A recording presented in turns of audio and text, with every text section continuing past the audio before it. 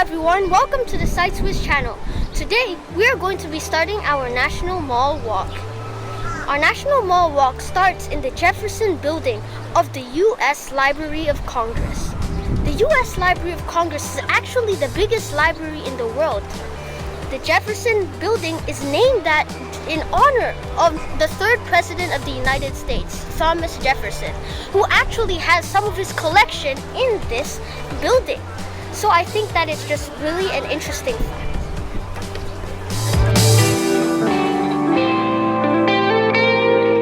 Hello everyone, welcome to the SiteSwiss channel. We are now at the U.S. Supreme Court. The Supreme Court is actually the highest in the U.S. justice system, and as you can see, it actually faces towards the west and faces towards the Capitol.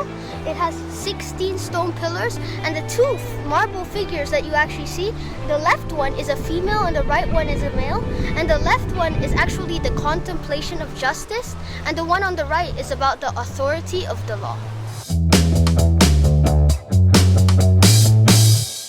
Hello everyone, we're at the United States Capitol. As you can see, it's a really grand structure, and the majestic dome, you can see it from everywhere across the city. And you know that statue at the top? It's actually called the Statue of Freedom.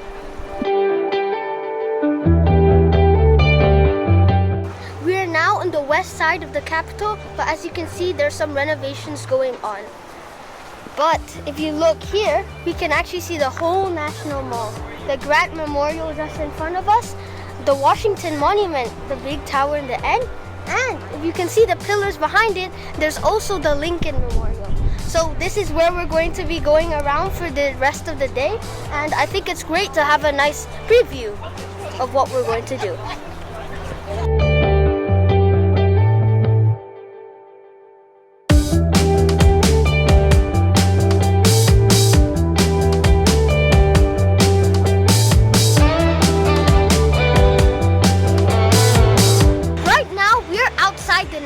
Gallery of Art.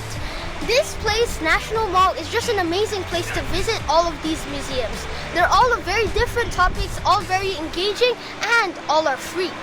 I think that this is one of the best things to do in the National Mall. Across me, there is the Air and Space Museum, and further to my right, there's also the National Museum of Natural History and the National Museum of American History. And the most famous one of them all, across me to my right, is the Smithsonian Institute. The Smithsonian Institute has so many different collections of interesting things, and I think that all of these museums all have captivating things and topics that will definitely have something to interest everyone.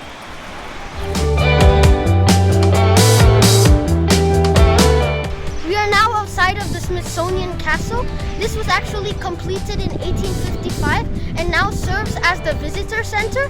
As you can see, you can start seeing the brilliance of the architecture of the Smithsonian, and it also inside shows highlights for each of the museums, so you can find out what you want to explore.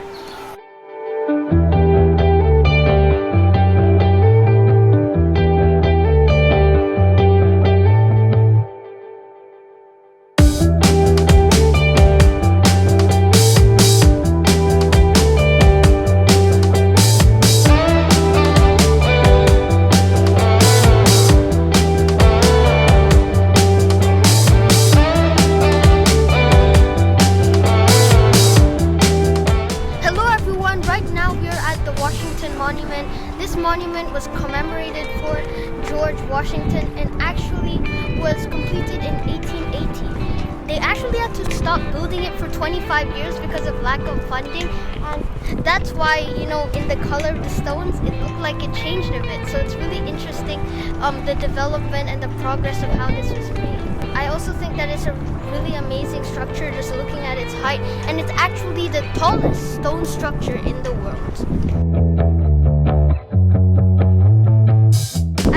The Washington Monument is actually the center of the National Mall. Behind me, you can see the Lincoln Memorial in the end and the World War II Memorial right behind me. And in front of me, there's the Capitol and the Ulysses Grant Memorial where we just came from. So I think that it's really interesting to, you know, use this tall stone pillar as the center part of the whole National Mall.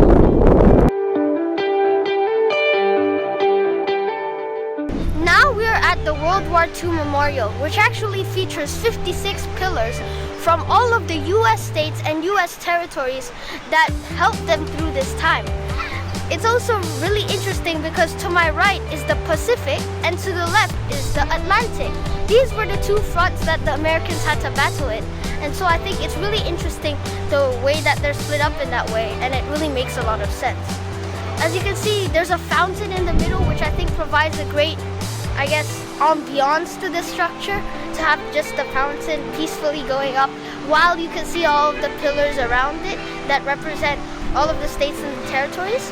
I just think that it's really a perfect way to have a memorial of World War II.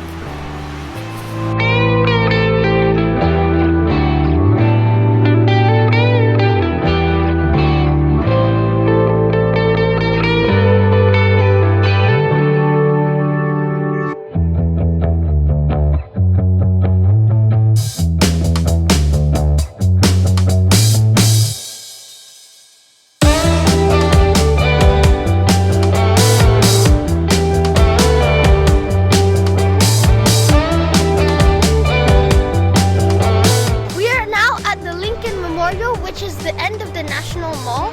It's known for its famous statue of Abraham Lincoln and was completed in 1912, and is also home to the famous speech of Martin Luther King, his "I Have a Dream" speech. Thank you for watching, and see you at my next destination.